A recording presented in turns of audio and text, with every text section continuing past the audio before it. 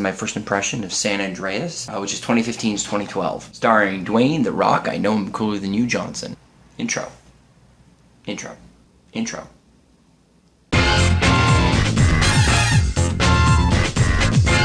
San Andreas is directed by Brad Payton and stars Dwayne "The Rock" Johnson, Carl Gugino, Alexandra Daddario. Yes, I'm looking this up because that's how forgettable they are. And Eon Gaffud. So let's start with the good things. Yeah, it was a fun action summer blockbuster, dumber than a tree, but it was fun. I mean, it was a really good time. One thing Dwayne Johnson is good at is winking at the camera, and sometimes you see him doing that, especially at the beginning when he smiles, because he's not taking it too seriously. Now, he does give a good performance in some of the emotional stuff. The effects are great. There are some scenes that had me laughing, that had me surprised, particularly one with a boat. If you've seen it, you'll know what I'm talking about. But the problem is, we've seen it all before. I was only half joking when I said it was this year's 2012. It's so formulaic at this point. You have one heroic character who has something wrong with his family, usually almost getting divorced, having problems with his children. They have these running, chasing scenes where everything's collapsing behind them. They rescue them at the last minute.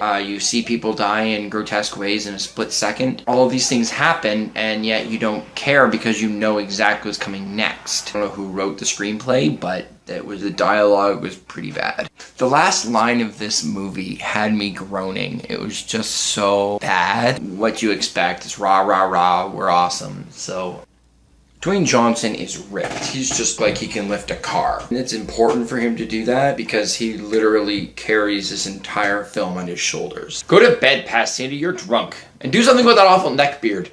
Some people. Oh, hi folks. So I just forgot to say that Paul Giamatti was amazing in this movie. I kind of forgot about it last night because one, I wasn't feeling too well, and two, I kind of just forgot about him because it's like two separate movies and they don't really interact too much.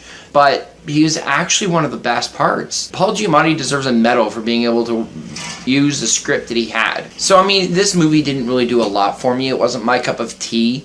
But it was a good time. I think if you liked other movies, if you like 2012, The Day After Tomorrow, Twister, Armageddon, those kind of disaster movies, then this will be right up your alley. Now, I'm going to give it a 5.5 out of 10 and a DVD copy of Sharknado because that was funny.